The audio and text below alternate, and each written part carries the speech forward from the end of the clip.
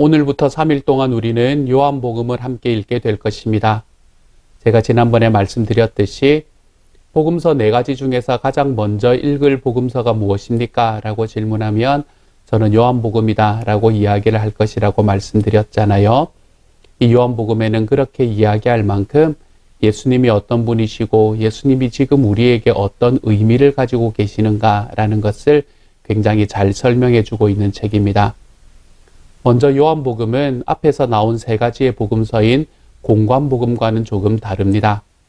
공관복음에서는 예수님께서 하나님이시다라고 하는 이야기를 몇 번 쓰기는 했지만 그것을 중심으로 해서 자기의 논지를 펼쳐가지는 않습니다. 그런데 요한복음에서는 예수님께서 하나님이시다라는 것이 마치 전제되어 있는 듯하게 그렇게 자기의 책을 쓰고 있는 것을 보게 됩니다. 어디서 볼 수 있나요? 여러분이 오늘 읽으시면 1장 1절에서부터 시작이 될 겁니다. 예수님 그곳에서부터 시작해서 말씀이 태초부터 계셨다. 처음에 하나님께서 창조하시기 전 그때부터 말씀이 계셨다. 그리고 그 말씀은 곧 하나님이셨다. 여기서 이야기하는 이 말씀을 통해서 벌써 예수님께서 하나님이십니다. 예수님께서는 신이신 존재입니다. 라는 것을 이야기해 주고 있는 것이지요. 그런데 왜 요한복음에서 이렇게 예수님이 하나님이신 것을 강조하고 있을까? 사실은 그때 당시의 상황들을 놓고 보면요. 요한복음은 예수님이 하나님이심을 강조하고 있는 책이 아니다라는 것을 알 수 있습니다. 오히려 요한복음에서는 하나님이신 예수님이 사람의 몸을 입으셨다라는 것을 강조하고 있는 것이지요. 이 말에 대해서 조금만 설명을 드리려고 합니다. 이게 요한복음을 쓰게 되었던 가장 주된 이유였거든요.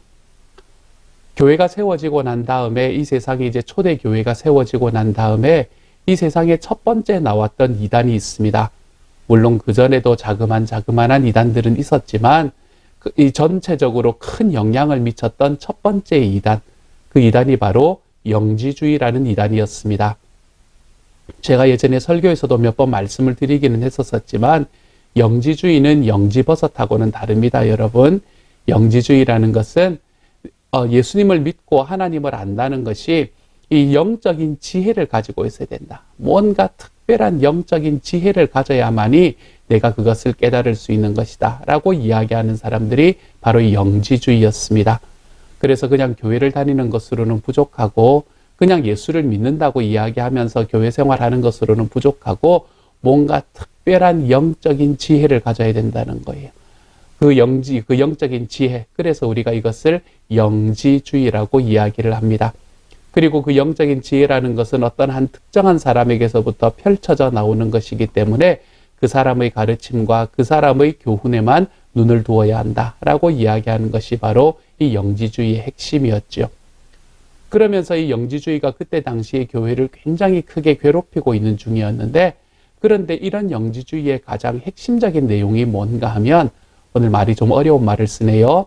가현설이라는 말이 그들이 가지고 있던 가장 핵심적인 내용 중에 하나였습니다. 가현설이라는 말은 무슨 말인가 하면요. 말이 어렵죠. 가짜로 나타나셨다라는 이야기가 가현설이라는 말입니다. 가짜로 나타나셨다라는 말은 뭐를 말하나 하면 예수님께서 이 땅에서 살아가시고 이 땅에 계셨던 것은 분명한데 그들도 사실은 이단이기 때문에 예수님을 완전히 부인하지는 않았거든요. 그러니까 이걸 믿었단 말이에요. 근데 예수님께서 이 땅에 살아가셨는데 어떻게 살아가셨나 하면 몸을 입고 살아간 것은 아니다. 이렇게 말하는 거예요. 그러면 어떻게 살아가셨나 하면 이제 쉽게 말하면요. 마치 유령처럼 이 땅을 이렇게 거니시는데 영만으로 거니시는데 그런데 그게 사람의 눈에 보이는 것이었다. 이렇게 주장을 하는 것이었습니다. 그래서 이것을 가현설, 나타나기는 하셨는데 진짜 몸을 다 입고 사람으로 오신 것은 아니다. 그래서 가짜로 나타나신 분이 바로 예수님이다. 가현설. 이제 이렇게 이야기를 하고 있는 거예요. 이러한 가현설에 관해서 사람들이 굉장히 많이 빠져들어가니까 그러니까 요한복음에서는 무엇을 강조하고 있나 하면 이 땅에 오셔서 하나님으로 살아가신 바로 그분이, 이거는 영지주의도 지금 주장을 하고 있는 거잖아요. 그렇죠? 그분이 바로 몸을 입고 오셨다. 이것을 이야기를 하고 있는 겁니다. 그래서 요한복음에서는 예수님이 하나님이십니다 라는 것을 강조하고 있는 것은 맞습니다. 앞에 나오는 세 가지의 복음서보다 훨씬 더 강조하고 있는 것은 맞아요. 그렇지만 예수님이 하나님이심을 증명하기 위해서 쓴 책은 아닙니다. 그때 당시에 교회에 있는 사람들은 예수님이 하나님이시라는 것은 이미 모두 알고 있는 상황이었기 때문이에요. 그 상황에서 이 요한복음은 무엇을 위해 쓰여졌나 하면 하나님이신 예수님이 완전한 인간의 몸을 입고 이 땅에 오신 분이십니다. 이걸 강조하기 위해서 쓴 것이 요한복음이에요. 그래서 요한복음에서 보면 예수님이 육신을 입으셨다, 육신이 되었다 라는 이야기들을 참 자주 쓰고 있는 것을 볼 수 있다는 것을 압니다. 그러므로 요한복음 안에는 이 두 가지가 밸런스가 잡혀 있는 거예요. 예수님이 하나님이셨다는 사실과 예수님께서는 이 땅에 인간의 몸을 입고 오셨다는 사실, 이 두 가지가 잘 밸런스 되어 있는 게 바로 이 요한복음입니다. 그러면서 예수님이 하나님이시라는 것을 강조할 뿐만 아니라 예수님께서는 하나님이시기만 하시다, 영이기만 하시다 라고 이야기하는 그 사람들에게 아니다, 예수님은 우리와 같은 성정을 지니고 이 땅에 오신 분이시다 라고 이야기하는 것을 강조하는, 그래서 이 두 가지의 밸런스가 잘 맞추어져 있는 말씀이 바로 요한복음이라고 할 수 있겠습니다. 요한복음의 구조에 대해서 오늘 간단히 설명을 드릴게요. 요한복음은 7가지와 7가지 이렇게 여러분이 생각을 하시면서 읽으시면 됩니다. 7가지와 7가지. 이게 뭔가 하면요. 요한복음에는 7가지 표적과 7가지 자기 표현, 예수님의 자기 표현이 나타납니다. 이 자기 표현을 에고 에임이라고 보통 이야기를 합니다. 에고라는 말은 나는 이라는 말이고요. 에임이라는 말은 무엇이다 라는 말입니다. 영어로 말하면 그냥 I am을 이야기하는 거죠. 그래서 이 7가지의 표적과 7가지의 에고 에임이 예수님의 자기 표현, 이 두 가지로 요한복음은 전체가 구성되어 있다고 생각하면 됩니다. 7가지의 자기 표현과 7가지의 표적이 무엇인가에 대해서는 제가 내일까지 계속해서 말씀을 드리도록 하겠습니다. 오늘 말씀을 읽으면서는 이 7가지의 표적들 중에 여러 가지가 이미 나오거든요. 그래서 이 부분을 먼저 좀 말씀드리려고 해요. 요한복음은 예수님께서 말씀하셨고 예수님께서 행동하셨던 그 모든 기적들 중에서 7가지만 표적처럼 이야기하고 있습니다. 그 중에서 오늘 본문에 나오는 것만 먼저 한번 말씀드리도록 할게요. 오늘의 본문에서는 2장에서 물이 변하여 포도주가 되는 사건, 4장에서 왕의 신하의 아들의 병을 고치는 사건, 5장에서 38년 된 병자를 고치는 사건, 6장에서 오병이어로 5,000명을 먹이는 사건, 그리고 6장에서 바다 위를 걸으시는 사건. 오늘 우리가 읽는 이 7장의 말씀 속에 이 5가지의 표적이 들어가 있습니다. 이 5가지의 표적은 이 5가지의 표적을 통해 예수님이 어떤 분이신가라는 것을 알려주는 그런 역할을 감당하기 때문에 그래서 우리는 이것을 그냥 기적이라고 말하지 않고 표적이라고 이야기하기도 합니다. 이러한 말씀들을 통해서 예수님께서는 자기가 누구인가라는 걸 알려주고 계시지요. 그 중에서 특별히 이번에 오늘 읽을 말씀 속에서 나타나는 예수님의 자기 표현, 예수님이 나는 이런 사람이다, 나는 이런 이다 라고 이야기하는 바로 그 표현이 한 가지가 나오는데요. 그게 뭔가 하면 예수님께서는 오늘 6장에서 이 오병이어의 사건을 다 하시고 난 다음에 나는 세상의 떡이다 이렇게 이야기하시는 그 본문이 그 첫 번째 에고 에이미의 본문이 나옵니다. 그래서 예수님께서는 자기가 행하셨던 표적으로 내가 누구인가를 보여주는 그런 과정으로 들어가시는 것을 볼 수 있게 되는 거죠. 이런 것들이 좀 눈에 보일 수 있었으면 좋겠습니다. 요한복음을 읽으면서는 예수님께서는 어떤 분이신가 이것을 우리가 좀 집중해서 읽으면 됩니다. 예수님께서 어떻게 하나님으로서 인간의 몸을 입으시고 이 땅에 오셨는가, 또 어떻게 사역하셨는가 이런 것을 바라보시면 됩니다. 요한복음은 사실은 읽기가 조금 어렵습니다. 여러분, 예전의 번역은 훨씬 더 읽기가 어려웠는데 요즘의 번역이 새 번역은 그래도 훨씬 더 나은 것 같아요. 그래서 오늘 말씀을 들으시면서 오늘 말씀을 읽으시면서 우리가 그동안에 자주 읽었던 요한복음일 수 있지만 이 새 번역 성경으로 읽어보면서 이게 이런 의미였구나 라는 것을 다시 한번 깨달아 볼 수 있는 시간이 되었으면 좋겠습니다.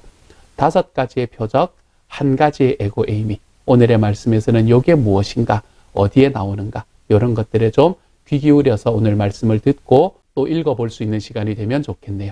오늘 요한복음의 말씀을 읽어주신 배은하 자매님께 깊이 감사드립니다. 이 시간 같이 한번 기도하겠습니다. 사랑하는 하나님 감사합니다. 요한복음으로 들어왔습니다. 주님께서 저희들에게 사람이시고 하나님이신 예수님을 우리에게 보여주셔서 감사하고 우리의 모든 약한 것을 다 공감하시되 정말 하나님으로서 그 모든 것을 이겨내신 예수님이 우리의 주님이 되게 해주셔서 감사합니다. 오늘 읽는 말씀을 통해서 이 모든 것들이 잘 보여질 수 있는 시간이 될 수 있게 하시고 그래서 우리 살아계시는 하나님의 크신 은혜가 하나님 오늘 말씀의 리딩을 통해서 우리에게 깊이 찾아올 수 있는 시간이 될 수 있도록 주여 도와주옵소서. 모든 말씀 우리 주님 예수님 이름으로 기도합니다. 아멘.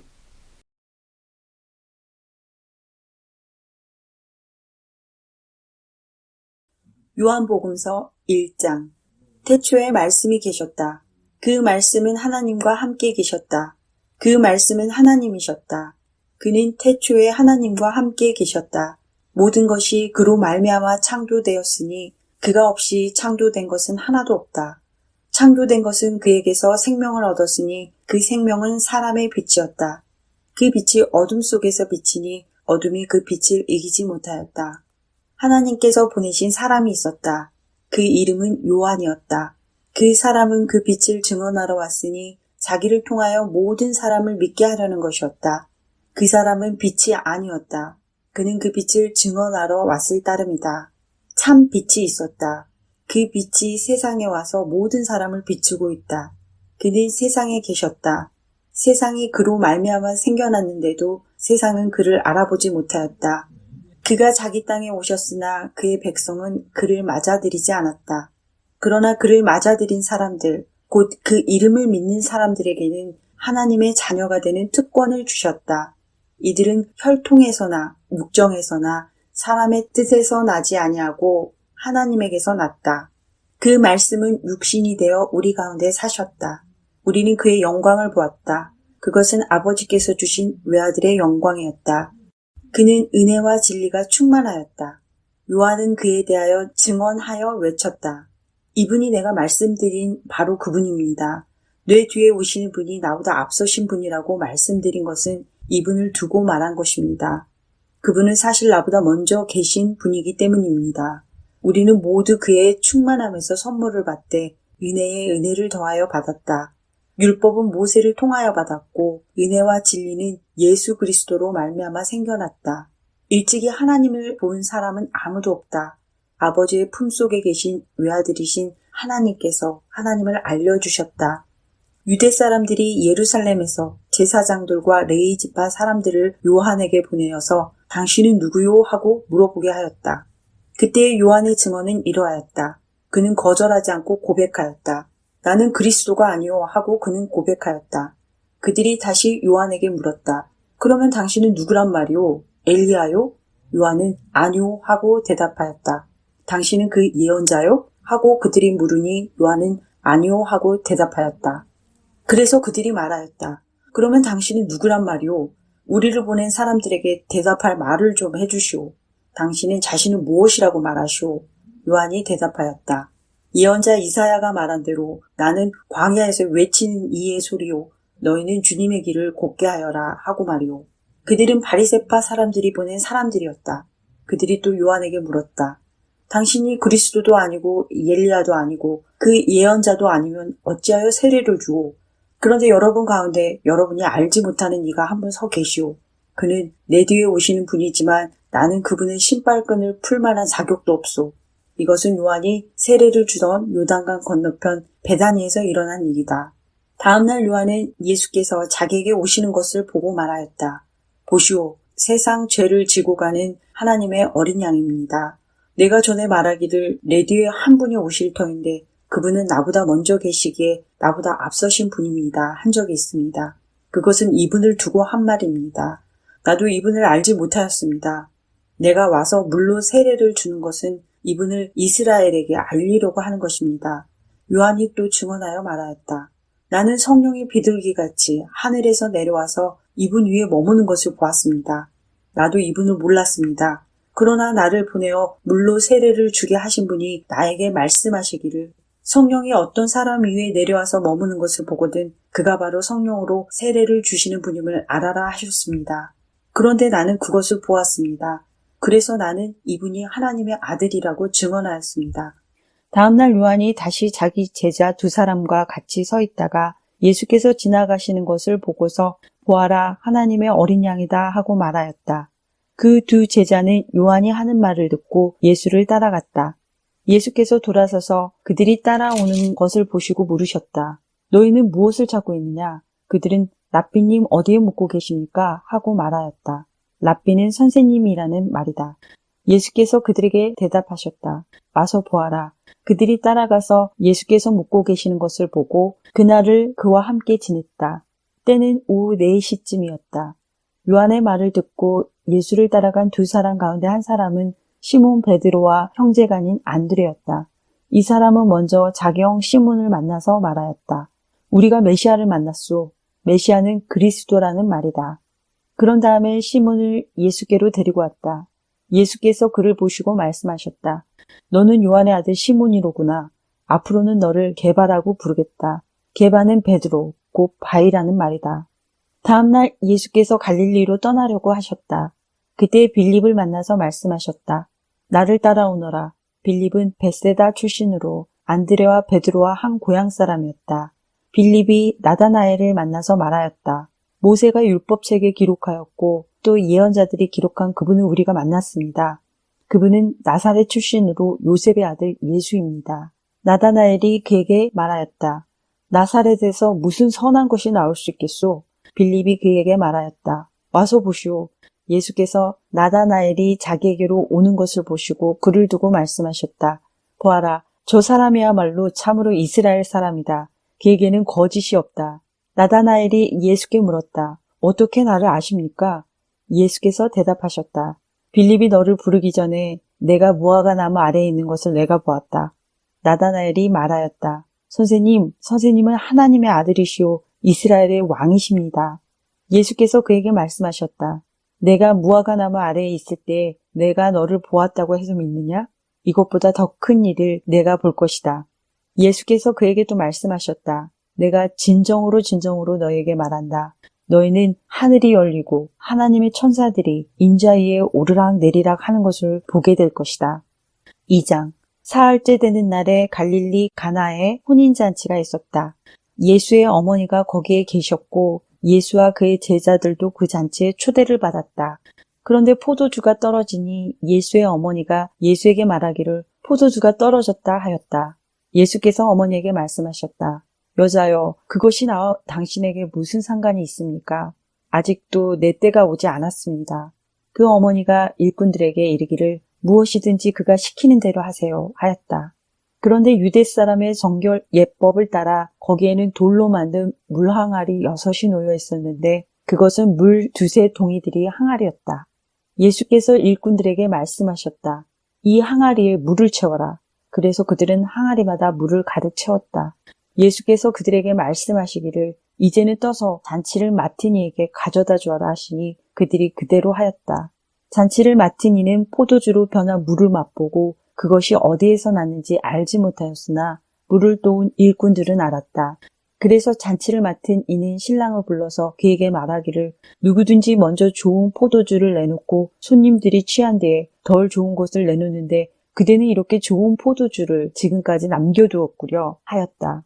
예수께서 이 첫 번 표징을 갈릴리 가나에서 행하여 자기의 영광을 드러내시니 그의 제자들이 그를 믿게 되었다. 이 일이 있은 뒤에 예수께서는 그의 어머니와 형제들과 제자들과 함께 가버나움에 내려가셔서 거기에 며칠 동안 머물러 계셨다. 유대 사람의 유월절이 가까워져서 예수께서 예루살렘으로 올라가셨다. 그는 성전들에서 소와 양과 비둘기를 파는 사람들과 돈 바꿔주는 사람들이 앉아있는 것을 보시고 노끈으로 채찍을 만들어 양과 소와 함께 그들을 모두 성전에서 내쫓으시고 돈 바꿔주는 사람들의 돈을 쏟아버리시고 상을 둘러 엎으셨다. 비둘기 파는 사람들에게는 이것을 걷어치워라. 내 아버지의 집을 장사하는 집으로 만들지 말아라 하고 말씀하셨다. 제자들은 주님의 집을 생각하는 열정이 나를 삼킬 것이다 하고 기록한 성경 말씀을 기억하였다. 유대 사람들이 예수께 물었다. 당신이 이런 일을 하다니 무슨 표징을 우리에게 보여주겠소? 예수께서 그들에게 말씀하셨다. 이 성전을 허물어라. 그러면 내가 사흘 만에 다시 세우겠다. 그러자 유대 사람들이 말하였다. 이 성전을 짓는데 46해나 걸렸는데 이것을 사흘 만에 세우겠다고요? 그러나 예수께서 성전이라고 하신 것은 자기 몸을 두고 하신 말씀이었다. 제자들은 예수께서 죽은 사람들 가운데서 살아나신 뒤에야 그가 말씀하신 것을 기억하고서 성경 말씀과 예수께서 하신 말씀을 믿게 되었다. 예수께서 6월절에 예루살렘에 계시는 동안에 많은 사람이 그가 행하시는 표징을 보고 그 이름을 믿었다. 그러나 예수께서는 모든 사람을 알고 계심으로 그들에게 몸을 맡기지 않으셨다. 그는 사람에 대해서는 어느 누구의 증언도 필요하지 않으셨기 때문이다. 그는 사람의 마음속에 있는 것까지도 알고 계셨던 것이다. 3장. 바리새파 사람 가운데 니고데모라는 사람이 있었다. 그는 유대 사람의 한 지도자였다. 이 사람이 밤에 예수께 와서 말하였다. 랍비님, 우리는 선생님이 하나님께로부터 오신 분임을 압니다. 하나님께서 함께하지 않으시면 선생님께서 행하시는 그런 표징들을 아무도 행할 수 없습니다. 예수께서 그에게 말씀하셨다. 내가 진정으로 너에게 말한다. 누구든지 다시 나지 않으면 하나님 나라를 볼 수 없다. 니고데모가 예수께 말하였다. 사람이 늙었는데 그가 어떻게 태어날 수 있겠습니까? 어머니 뱃속에 다시 들어갔다가 태어날 수야 없지 않습니까? 예수께서 말씀하셨다. 내가 진정으로 너에게 말한다. 누구든지 물과 성령으로 나지 아니하면 하나님 나라에 들어갈 수 없다. 육에서 난 것은 육이요 영에서 난 것은 영이다. 너희가 다시 태어나야 한다고 내가 말한 것을 너는 이상히 여기지 말아라. 바람은 불고 싶은 대로 분다. 너는 그 소리는 듣지만 어디에서 와서 어디로 가는지는 모른다. 성령으로 태어난 사람은 다 이와 같다. 니고데모가 예수께 물었다. 어떻게 이런 일이 있을 수 있습니까? 예수께서 대답하셨다. 너는 이스라엘의 선생이면서 이런 것도 알지 못하느냐? 내가 진정으로 너에게 말한다. 우리는 우리가 아는 것을 말하고 우리가 본 것을 증언하는데 너희는 우리의 증언을 받아들이지 않는다. 내가 땅의 일을 말하여도 너희가 믿지 않거든. 하물며 하늘의 일을 말하면 어떻게 믿겠느냐? 하늘에서 내려온 이 곧 인자밖에는 하늘로 올라간 이가 없다. 모세가 광야에서 뱀을 든 것 같이 인자도 들려야 한다. 그것은 그를 믿는 사람마다 영생을 얻게 하려는 것이다. 하나님께서 세상을 이처럼 사랑하셔서 외아들을 주셨으니 이는 그를 믿는 사람마다 멸망하지 않고 영생을 얻게 하려는 것이다. 하나님께서 아들을 세상에 보내신 것은 세상을 심판하시려는 것이 아니라 아들을 통하여 세상을 구원하시려는 것이다. 아들을 믿는 사람은 심판을 받지 않는다. 그러나 믿지 않는 사람은 이미 심판을 받았다. 그것은 하나님의 독생자의 이름을 믿지 않았기 때문이다. 심판을 받았다고 하는 것은 빛이 세상에 들어왔지만 사람들이 자기들의 행위가 악함으로 빛보다 어둠을 더 좋아하였다는 것을 뜻한다. 악한 일을 저지르는 사람은 누구나 빛을 미워하며 빛으로 나아오지 않는다. 그것은 자기 행위가 드러날까 봐 두려워하기 때문이다. 그러나 진리를 행하는 사람은 빛으로 나아온다. 그것은 자기 행위가 하나님 안에서 이루어졌음을 드러내려는 것이다. 그 뒤에 예수께서 제자들과 함께 유대 지방으로 가셔서 거기서 그들과 함께 지내시면서 세례를 주셨다. 살렘 근처에 있는 에논에는 물이 많아서 요한도 거기서 세례를 주었다. 사람들이 나와서 세례를 받았다. 그때는 요한이 아직 옥에 갇히기 전이었다. 요한의 제자들과 어떤 유대 사람 사이에 정결 예법을 두고 논쟁이 벌어졌다. 요한의 제자들이 요한에게 와서 말하였다. 랍비님, 보십시오. 요단강 건너편에서 선생님과 함께 계시던 분, 곧 선생님께서 증언하신 그분이 세례를 주고 있는데 사람들이 모두 그분에게로 모여듭니다. 요한이 대답하였다. 하늘이 주시지 않으면 사람은 아무것도 받을 수 없다. 너희야말로 내가 말한 바 나는 그리스도가 아니고 그분보다 앞서서 보내심을 받은 사람이다. 한 말을 증언할 사람들이다. 신부를 차지하는 사람은 신랑이다. 신랑의 친구는 신랑이 오는 소리를 들으려고 서 있다가 신랑의 음성을 들으면 크게 기뻐한다. 나는 이런 기쁨으로 가득 차 있다. 그는 흥하여야 하고 나는 쇠하여야 한다. 위에서 오시는 이는 모든 것 위에 계신다. 땅에서 난 사람은 땅에 속하여서 땅의 것을 말한다. 하늘에서 오시는 이는 모든 것 위에 계시고 자기가 본 것과 들은 것을 증언하신다. 그러나 아무도 그의 증언을 받아들이지 않는다. 그의 증언을 받아들인 사람은 하나님의 참되심을 인정하는 것이다. 하나님께서 보내신 이는 하나님의 말씀을 전한다. 그것은 하나님께서 그에게 성령을 아낌없이 주시기 때문이다. 아버지는 아들을 사랑하셔서 모든 것을 아들의 손에 맡기셨다. 아들을 믿는 사람에게는 영생이 있다. 아들에게 순종하지 않는 사람은 생명을 얻지 못하고 도리어 하나님의 진노를 산다. 4장. 요한보다 예수께서 더 많은 사람을 제자로 삼고 세례를 주신다는 소문이 바리새파 사람들의 귀에 들어간 것을 예수께서 아셨다. 사실은 예수께서 직접 세례를 주신 것이 아니라 그 제자들이 준 것이다. 예수께서는 유대를 떠나 다시 갈릴리로 가셨다. 그렇게 하려면 사마리아를 거쳐서 가실 수밖에 없었다. 예수께서 사마리아에 있는 수가라는 마을에 이르셨다. 이 마을은 야곱이 아들 요셉에게 준 땅에서 가까운 곳이며 야곱의 우물이 거기에 있었다. 예수께서 길을 가시다가 피로하셔서 우물가에 앉으셨다. 때는 오정쯤이었다. 한 사마리아 여자가 물을 기르러 나왔다. 예수께서 그 여자에게 마실 물을 좀 달라고 말씀하셨다. 제자들은 먹을 것을 사러 동네에 들어가서 그 자리에 없었다. 사마리아 여자가 예수께 말하였다. 선생님은 유대 사람인데 어떻게 사마리아 여자인 나에게 물을 달라고 하십니까? 유대 사람은 사마리아 사람과 상종하지 않기 때문이다. 예수께서 그 여자에게 대답하셨다. 내가 하나님의 선물을 알고 또 너에게 물을 달라는 사람이 누구인지를 알았더라면 도리어 내가 그에게 청하였을 것이고 그는 너에게 생수를 주었을 것이다. 여자가 말하였다. 선생님, 선생님에게는 두레박도 없고 이 우물은 깊은데 선생님은 어디에서 생수를 구하신다는 말입니까? 선생님이 우리 조상 야곱보다 더 위대하신 분이라는 말입니까? 그는 우리에게 이 우물을 주었고 그와 그 자녀들과 그 가축까지 다 이 우물에 물을 마셨습니다. 예수께서 말씀하셨다. 이 물을 마시는 사람은 다시 목마를 것이다. 그러나 내가 주는 물을 마시는 사람은 영원히 목마르지 아니할 것이다. 내가 주는 물은 그 사람 속에서 영생에 이르게 하는 샘물이 될 것이다. 그 여자가 말하였다. 선생님, 그 물을 나에게 주셔서 내가 목마르지도 않고 또 물을 기르러 여기까지 나오지도 않게 해 주십시오. 예수께서 그 여자에게 말씀하셨다. 가서 내 남편을 불러오너라. 그 여자가 대답하였다. 나에게는 남편이 없습니다. 예수께서 여자에게 말씀하셨다. 남편이 없다고 한 말이 옳다.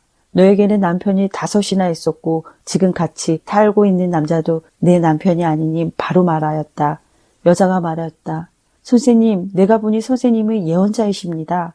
우리 조상은 이 산에서 예배를 드렸는데 선생님네 사람들은 예배드려야 할 곳이 예루살렘에 있다고 합니다. 예수께서 말씀하셨다. 여자여, 내 말을 믿어라. 너희가 아버지께 이 산에서 예배를 드려야 한다거나 예루살렘에서 예배를 드려야 한다거나 하지 않을 때가 올 것이다. 너희는 너희가 알지 못하는 것을 예배하고 우리는 우리가 아는 분을 예배한다. 구원은 유대 사람들에게서 나기 때문이다. 참되게 예배를 드리는 사람들이 영과 진리로 아버지께 예배를 드릴 때가 온다. 지금이 바로 그때이다. 아버지께서는 이렇게 예배를 드리는 사람들을 찾으신다. 하나님은 영이시다. 그러므로 하나님께 예배를 드리는 사람은 영과 진리로 예배를 드려야 한다. 여자가 예수께 말했다. 나는 그리스도라고 하는 메시아가 오실 것을 압니다. 그가 오시면 우리에게 모든 것을 알려주실 것입니다. 예수께서 말씀하셨다. 너에게 말하고 있는 내가 그다. 이때 제자들이 돌아와서 예수께서 그 여자와 말씀을 나누시는 것을 보고 놀랐다. 그러나 예수께 웬일이십니까 하거나 어찌하여 이 여자와 말씀을 나누고 계십니까 하고 묻는 사람이 한 사람도 없었다. 그 여자는 물동이를 버려두고 동네로 들어가서 사람들에게 말하였다. 내가 한 일을 모두 알아맞히신 분이 계십니다. 와서 보십시오. 그분이 그리스도가 아닐까요? 사람들이 동네에서 나와서 예수께로 갔다. 그러는 동안에 제자들이 예수께 라삐님 잡수십시오 하고 권하였다. 그러나 예수께서는 그들에게 말씀하시기를 나에게는 너희가 알지 못하는 먹을 양식이 있다 하셨다. 제자들은 누가 잡수실 것을 가져다 드렸을까 하고 서로 말하였다. 예수께서 그들에게 말씀하셨다. 나의 양식은 나를 보내신 분의 뜻을 행하고 그분의 일을 이루는 것이다. 너희는 넉 달이 지나야 추수 때가 된다고 하지 않느냐? 그러나 나는 너희에게 말한다. 눈을 들어서 밭을 보아라. 이미 곡식이 익어서 거둘 때가 되었다. 추수하는 사람은 품삯을 받으며 영생에 이르는 열매를 거두어 드린다. 그리하면 씨를 뿌리는 사람과 추수하는 사람이 함께 기뻐할 것이다. 그러므로 한 사람을 심고 한 사람을 거둔다는 말이 옳다. 나는 너희를 보내서 너희가 수고하지 않은 것을 거두게 하였다. 수고는 남들이 하였는데 너희는 그들의 수고의 결실에 참여하게 된 것이다. 그 동네에서 많은 사마리아 사람이 예수를 믿게 되었다. 그것은 그 여자가 자기가 한 일을 예수께서 다 알아맞히셨다고 증언하였기 때문이다. 사마리아 사람들이 예수께 와서 자기들과 함께 머무시기를 청하므로 예수께서는 이틀 동안 거기에 머무르셨다. 그래서 더 많은 사람들이 예수의 말씀을 듣고서 믿게 되었다. 그들은 그 여자에게 말하였다. 우리가 믿는 것은 이제 당신의 말 때문은 아니오. 우리가 그 말씀을 직접 들어보고 이분이 참으로 세상의 구주이심을 알았기 때문이오. 이틀 뒤에 예수께서는 거기를 떠나서 갈릴리로 가셨다. 예수께서 친히 밝히시기를 예언자는 자기 고향에서는 존경을 받지 못한다 하셨다. 예수께서 갈릴리에 도착하시니 갈릴리 사람들이 예수를 환영하였다. 그들도 명절을 지키러 예루살렘에 갔다가 예수께서 거기서 하신 모든 일을 보았기 때문이다. 예수께서 또다시 갈릴리 가나로 가셨다. 그곳은 전에 물로 포도주를 만드신 곳이다. 거기에 왕의 신하가 한 사람 있었는데 그의 아들이 가버나움에서 앓고 있었다. 그 사람은 예수께서 유대에서 나와 갈릴리로 들어오셨다는 소문을 듣고 예수께 와서 제발 가버나움으로 내려오셔서 아들을 고쳐주십시오 하고 애원하였다. 아들이 거의 죽게 되었기 때문이다. 예수께서 그에게 말씀하셨다. 너희는 표징이나 기이한 일들을 보지 않고는 결코 믿으려고 하지 않는다. 그 신하가 예수께 간청하였다. 선생님, 내 아이가 죽기 전에 내려와 주십시오. 예수께서 말씀하셨다. 돌아가거라. 내 아들이 살 것이다. 그는 예수께서 자기에게 하신 말씀을 믿고 떠나갔다. 그가 내려가는 도중에 종들이 마중 나와 그 아이가 살았다고 보고하였다. 그가 종들에게 아이가 낳게 된 때를 물어보니 어제 오후 1시에 열기가 떨어졌습니다 하고 종들이 대답하였다. 아이 아버지는 그때가 예수께서 그에게 내 아들이 살 것이다 하고 말씀하신 바로 그 시각인 것을 알았다. 그래서 그와 그의 온 집안이 함께 예수를 믿었다. 이것은 예수께서 유대에서 나와서 갈릴리로 돌아오신 뒤에 행하신 두 번째 표징이다. 5장. 그 뒤에 유대 사람의 명절이 되어서 예수께서 예루살렘으로 올라가셨다. 예루살렘에 있는 양의 문 곁에 히브리 말로 베드자다라는 못이 있는데 거기에는 주랑이 5 있었다. 이 주랑 안에는 많은 환자들, 곧 눈먼 사람들과 다리 저는 사람들과 중풍병자들이 누워 있었다. 그들은 몸이 움직이기를 기다리고 있었다. 주님의 천사가 때때로 못에 내려와 물을 휘저어 놓는데 물이 움직인 뒤에 맨 먼저 들어가는 사람은 무슨 병에 걸렸든지 나았기 때문이다. 거기에는 38패가 된 병자 한 사람이 있었다. 예수께서 누워있는 그 사람을 보시고 또 이미 오랜 세월을 그렇게 보내고 있는 것을 아시고는 물으셨다. 낫고 싶으냐? 그 병자가 대답하였다. 주님, 물이 움직일 때 나를 들어서 못에다가 넣어주는 사람이 없습니다. 내가 가는 동안에 남들이 나보다 먼저 못에 들어갑니다. 예수께서 그에게 말씀하셨다. 일어나서 내 자리를 걷어 가지고 걸어가거라. 그 사람은 곧 나아서 자리를 걷어 가지고 걸어갔다. 그날은 안식일이었다. 그래서 유대 사람들은 병이 나은 사람에게 말하였다. 오늘은 안식일이니 자리를 들고 가는 것은 옳지 않소. 그 사람이 대답하였다. 나를 낫게 해주신 분이 나더러 내 자리를 걷어가지고 걸어가거라 하셨소. 유대 사람들이 물었다. 그대에게 자리를 걷어가지고 걸어가라고 말한 사람이 누구요? 그런데 병 나은 사람은 자기를 고쳐주신 분이 누구인지를 알지 못하였다. 거기에는 사람들이 많이 붐비었고 예수께서는 그곳을 빠져나가셨기 때문이다. 그 뒤에 예수께서 성전에서 그 사람을 만나서 말씀하셨다. 보아라, 내가 깔끔히 나았다. 다시는 죄를 짓지 말아라. 그리하여 더 나쁜 일이 너에게 생기지 않도록 하여라. 그 사람은 가서 자기를 낫게 하여 주신 분이 예수라고 유대 사람들에게 말하였다. 그 일로 유대 사람들은 예수께서 안식일에 그러한 일을 하신다고 해서 그를 박해하였다. 그러나 예수께서는 그들에게 말씀하셨다. 내 아버지께서 이제까지 일하고 계시니 나도 일한다. 유대 사람들이 이 말씀 때문에 더욱더 예수를 죽이려고 하였다. 그것은 예수께서 안식일을 범하셨을 뿐만 아니라 하나님을 자기 아버지라고 불러서 자기를 하나님과 동등한 위치에 놓으셨기 때문이다. 예수께서 그들에게 말씀하셨다. 내가 진정으로 너희에게 말한다. 아들은 아버지께서 하시는 것을 보는 대로 따라할 뿐이요 아무것도 마음대로 할 수 없다. 아버지께서 하시는 일은 무엇이든지 아들도 그대로 한다. 아버지께서는 아들을 사랑하셔서 하시는 일을 모두 아들에게 보여주시기 때문이다. 또한 이보다 더 큰 일을 아들에게 보여주셔서 너희를 놀라게 하실 것이다. 아버지께서 죽은 사람들을 일으켜 살리시니 아들도 자기가 원하는 사람들을 살린다. 아버지께서는 아무도 심판하지 않으시고 심판하는 일을 모두 아들에게 맡기셨다. 그것은 모든 사람이 아버지를 공경하듯이 아들도 공경하게 하려는 것이다. 아들을 공경하지 않는 사람은 아들을 보내신 아버지도 공경하지 않는다.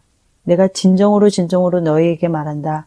내 말을 듣고 또 나를 보내신 분을 믿는 사람은 영원한 생명을 가지고 있고 심판을 받지 않는다.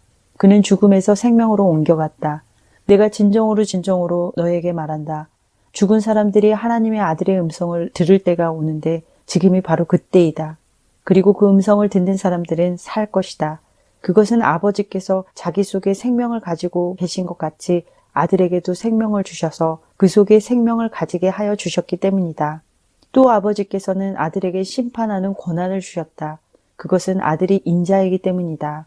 이 말에 놀라지 말아라. 무덤 속에 있는 사람들이 다 그의 음성을 들을 때가 온다. 선한 일을 한 사람들은 부활하여 생명을 얻고 악한 일을 한 사람들은 부활하여 심판을 받는다. 나는 아무것도 내 마음대로 할 수 없다. 나는 아버지께서 하라고 하시는 대로 심판한다. 내 심판은 올바르다. 그것은 내가 내 뜻대로 하려 하지 않고 나를 보내신 분의 뜻대로 하려 하기 때문이다. 내가 내 자신을 위하여 증언한다면 내 증언은 참되지 못하다. 나를 위하여 증언하여 주시는 분은 따로 있다. 나를 위하여 증언하시는 그 증언이 참되다는 것을 나는 안다. 너희가 요한에게 사람을 보내었을 때 그는 이 진리를 증언하였다. 내가 이 말을 하는 것은 내가 사람의 증언이 필요해서가 아니다. 그것은 다만 너희로 하여금 구원을 얻게 하려는 것이다. 요한은 타오르면서 빛을 내는 등불이었다. 너희는 잠시 동안 그의 빛 속에서 즐거워하려 하였다. 그러나 나에게는 요한의 증언보다 더 큰 증언이 있다. 아버지께서 나에게 완성하라고 주신 일들, 곧 내가 지금 하고 있는 바로 그 일들이 아버지께서 나를 보내셨다는 것을 증언하여 준다. 또 나를 보내신 아버지께서 친히 나를 위하여 증언하여 주셨다. 너희는 그 음성을 들은 일도 없고 그 모습을 본 일도 없다. 또 그 말씀이 너희 속에 머물러 있지도 않다. 그것은 너희가 그분이 보내신 일을 믿지 않기 때문이다.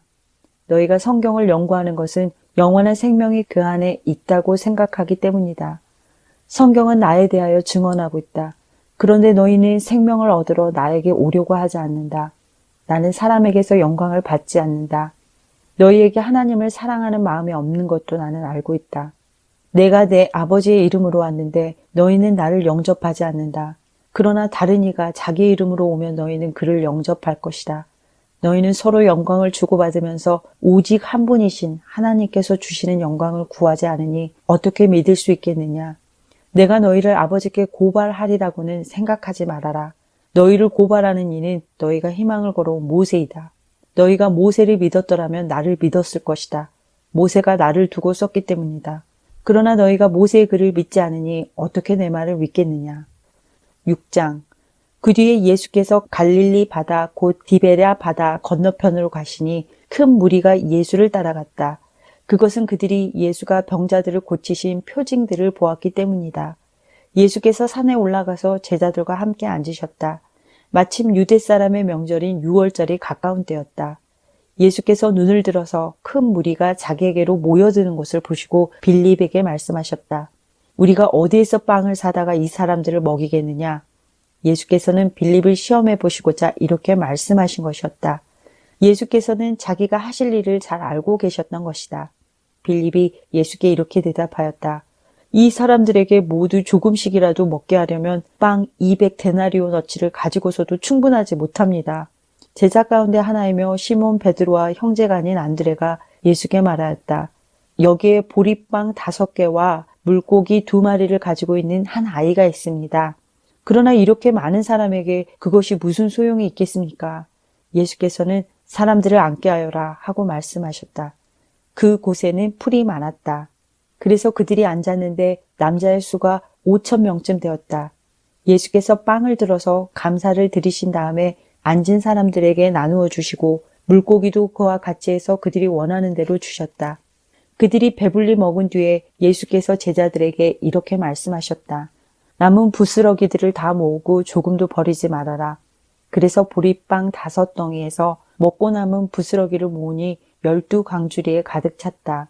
사람들은 예수께서 행하신 표징을 보고 이분은 참으로 세상에 오시기로 된 그 예언자이다 하고 말하였다. 예수께서는 사람들이 와서 억지로 자기를 모셔다가 왕으로 삼으려고 한다는 것을 아시고 혼자서 다시 산으로 물러가셨다. 날이 저물었을 때 예수의 제자들은 바다로 내려가서 배를 타고 바다 건너편 가버나움으로 갔다. 이미 어두워졌는데도 예수께서는 아직 그들이 있는 곳으로 오시지 않았다. 그런데 큰 바람이 불고 물결이 사나워졌다. 제자들이 배를 저어서 10여리쯤 갔을 때였다. 그들은 예수께서 바다 위로 걸어서 배에 가까이 오시는 것을 보고 무서워하였다. 예수께서 그들에게 말씀하셨다. 나다. 두려워하지 말아라. 그래서 그들은 기꺼이 예수를 배 안으로 모셔드렸다. 배는 곧 그들이 가려던 땅에 이르렀다. 그 다음 날이었다. 바다 건너편에 서 있던 무리는 거기에 배 한 척만 있었다는 것과 예수께서는 제자들과 함께 그 배를 타지 않으셨고 제자들만 따로 떠나갔다는 것을 알았다. 그런데 디베라에서 온 배 몇 척이 주님께서 감사기도를 드리고 무리에게 빵을 먹이신 곳에 가까이 닿았다. 무리는 거기에 예수도 안 계시고 제자들도 없는 것을 알고서 배를 나누어 타고 예수를 찾아 가버나움으로 갔다. 그들은 바다 건너편에서 예수를 만나서 말하였다. 선생님, 언제 여기에 오셨습니까? 예수께서 그들에게 대답하셨다. 내가 진정으로 너희에게 말한다. 너희가 나를 찾는 것은 표징을 보았기 때문이 아니라 빵을 먹고 배가 불렀기 때문이다. 너희는 썩어 없어질 양식을 얻으려고 일하지 말고 영생에 이르도록 남아있을 양식을 얻으려고 일하여라. 이 양식은 인자가 너희에게 줄 것이다. 아버지 하나님께서 인자를 인정하셨기 때문이다. 그들이 예수께 물었다. 우리가 무엇을 하여야 하나님의 일을 하는 것이 됩니까? 예수께서 그들에게 대답하셨다. 하나님께서 보내신 일을 믿는 것이 곧 하나님의 일이다. 그들은 다시 물었다. 우리에게 무슨 표징을 행하셔서 우리로 하여금 보고 당신을 믿게 하시겠습니까? 당신이 하시는 일이 무엇입니까? 그는 하늘에서 빵을 내려서 그들에게 먹게 하셨다. 한 성경 말씀대로 우리 조상들은 광야에서 만나를 먹었습니다. 예수께서 그들에게 대답하셨다. 내가 진정으로 너희에게 말한다. 하늘에서 너희에게 빵을 내려다 주신 이는 모세가 아니다. 하늘에서 참빵을 너희에게 주시는 분은 내 아버지시다. 하나님의 빵은 하늘에서 내려와 세상과 생명을 주는 것이다. 그들은 예수께 말하였다. 주님, 그 빵을 언제나 우리에게 주십시오. 예수께서 그들에게 말씀하셨다. 내가 생명의 빵이다. 내게로 오는 사람은 결코 줄이지 않을 것이요 나를 믿는 사람은 다시는 목마르지 않을 것이다. 그러나 내가 이미 말한 대로 너희는 나를 보고도 믿지 않는다. 아버지께서 내게 주시는 사람은 다 내게로 올 것이요 또 내게로 오는 사람은 내가 물리치지 않을 것이다. 그것은 내가 내 뜻을 행하려고 하늘에서 내려온 것이 아니라 나를 보내신 분의 뜻을 행하려고 왔기 때문이다. 나를 보내신 분의 뜻은 내게 주신 사람을 내가 한 사람도 잃어버리지 않고 마지막 날에 모두 살리는 일이다. 또한 아들을 보고 그를 믿는 사람은 누구든지 영생을 얻게 하시는 것이 내 아버지의 뜻이다. 나는 마지막 날에 그들을 살릴 것이다. 유대인들은 예수께서 내가 하늘에서 내려온 빵이다 하고 말씀하셨으므로 그분을 두고 수군거리면서 말하였다. 이 사람은 요셉의 아들 예수가 아닌가? 그의 부모를 우리가 알지 않는가? 그런데 이 사람이 어떻게 하늘에서 내려왔다고 하는가? 그때 예수께서 그들에게 말씀하셨다. 서로 수군거리지 말아라. 나를 보내신 아버지께서 이끌어주지 아니하시면 아무도 내게 올 수 없다. 나는 그 사람들을 마지막 날에 살릴 것이다. 예언서에 기록하기를 그들이 모두 하나님께 가르침을 받을 것이다 하였다. 아버지께 듣고 배운 사람은 다 내게로 온다. 이 말은 하나님께로부터 온 사람 외에 누가 아버지를 보았다는 것을 뜻하지 않는다. 하나님께로부터 온 사람만이 아버지를 보았다. 내가 진정으로 너희에게 말한다. 믿는 사람은 영생을 가지고 있다. 나는 생명의 빵이다. 너희의 조상은 광야에서 만나를 먹었어도 죽었다. 그러나 하늘에서 내려오는 빵은 이러하니 누구든지 그것을 먹으면 죽지 않는다. 나는 하늘에서 내려온 살아있는 빵이다. 이 빵을 먹는 사람은 누구나 영원히 살 것이다. 내가 줄 빵은 나의 살이다. 그것은 세상에 생명을 준다. 그러자 유대 사람들은 서로 논란을 하면서 말하였다. 이 사람이 어떻게 우리에게 자기 살을 먹으라고 줄 수 있을까? 예수께서 그들에게 말씀하셨다. 내가 진정으로 너희에게 말한다. 너희가 인자의 살을 먹지 아니하고 또 인자의 피를 마시지 아니하면 너희 속에는 생명이 없다. 내 살을 먹고 내 피를 마시는 사람은 영원한 생명을 가지고 있고 마지막 날에 내가 그를 살릴 것이다. 내 살은 참 양식이요 내 피는 참 음료이다. 내 살을 먹고 내 피를 마시는 사람은 내 안에 있고 나도 그 사람 안에 있다. 살아계신 아버지께서 나를 보내셨고 내가 아버지 때문에 사는 것과 같이 나를 먹는 사람도 나 때문에 살 것이다. 이것은 하늘에서 내려온 빵이다. 이것은 너의 조상이 먹고서도 죽은 그런 것과는 같지 아니하다. 이 빵을 먹는 사람은 영원히 살 것이다. 이것은 예수께서 가버나움 회당에서 가르치실 때에 하신 말씀이다. 예수의 제자들 가운데서 여럿이 이 말씀을 듣고 말하기를 이 말씀이 이렇게 어려우니 누가 알아들을 수 있겠는가 하였다. 예수께서 제자들이 자기의 말을 두고 수군거리는 것을 아시고 그들에게 말씀하셨다. 이 말이 너희의 마음에 걸리느냐? 인자가 전에 있던 곳으로 올라가는 것을 보면 어떻게 하겠느냐?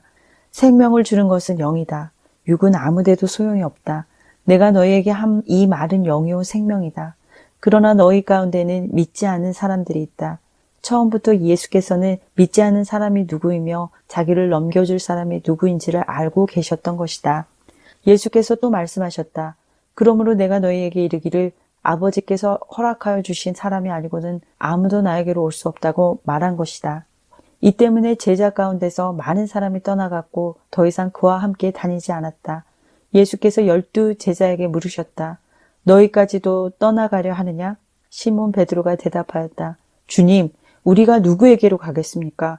선생님께는 영생의 말씀이 있습니다. 우리는 선생님이 하나님의 거룩한 분이심을 믿고 또 알았습니다. 예수께서 그들에게 대답하셨다. 내가 너희 12를 택하지 않았느냐? 그러나 너희 가운데서 하나는 악마이다. 이것은 시몬 가롯의 아들 유다를 가리켜서 하신 말씀인데 그는 12 제자 가운데 한 사람으로 예수를 넘겨줄 사람이었다. 7장. 그 뒤에 예수께서는 갈릴리를 두루 다니셨다. 유대 사람들이 자기를 죽이려고 하였으므로 유대 지방에는 돌아다니기를 원하지 않으셨다. 그런데 유대 사람의 명절인 초막절이 가까워지니 예수의 형제들이 예수께 말하였다. 형님은 여기에서 떠나 유대로 가셔서 거기에 있는 형님의 제자들도 형님이 하는 일을 보게 하십시오. 알려지기를 바라면서 숨어서 일하는 사람은 없습니다. 형님이 이런 일을 하는 바에는 자기를 세상에 드러내십시오. 예수의 형제들까지도 예수를 믿지 않았기 때문이다. 예수께서 그들에게 말씀하셨다. 내 때는 아직 오지 않았다. 그러나 너희의 때는 언제나 마련되어 있다. 세상이 너희를 미워할 수 없다. 그러나 세상은 나를 미워한다. 그것은 내가 세상을 보고서 그 하는 일들이 악하다고 증언하기 때문이다. 너희는 명절을 지키러 올라가거라. 나는 아직 내 때가 차지 않았으므로 이번 명절에는 올라가지 않겠다.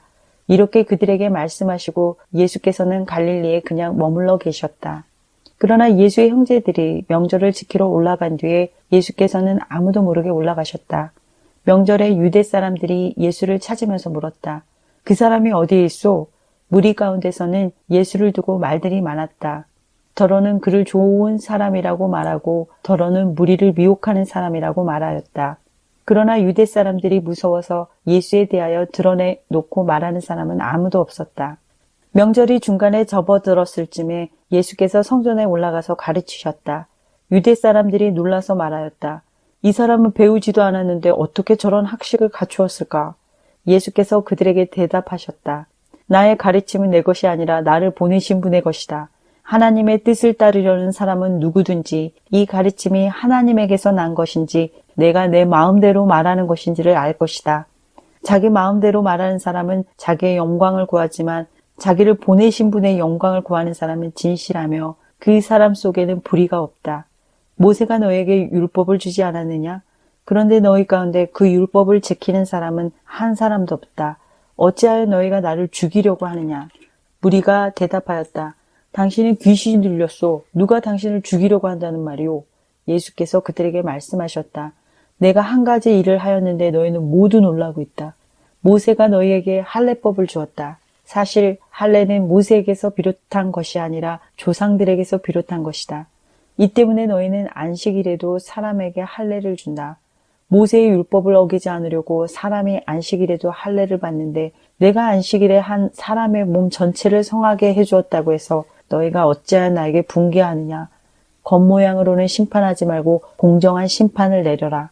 예루살렘 사람들 가운데서 몇 사람이 말하였다. 그들이 죽이려고 하는 이가 바로 이 사람이 아닙니까? 보십시오. 그가 드러내놓고 말하는데도 사람들이 그에게 아무 말도 못합니다. 지도자들은 정말로 이 사람을 그리스도로 알고 있는 것입니까? 우리는 이 사람이 어디에서 왔는지를 알고 있습니다. 그러나 그리스도가 오실 때는 어디에서 오셨는지 아는 사람이 없을 것입니다. 예수께서 성전에서 가르치실 때 큰 소리로 말씀하셨다. 너희는 나를 알고 또 내가 어디에서 왔는지를 알고 있다. 그런데 나는 내 마음대로 온 것이 아니다. 나를 보내신 분은 참되시다. 너희는 그분을 알지 못하지만 나는 그분을 안다.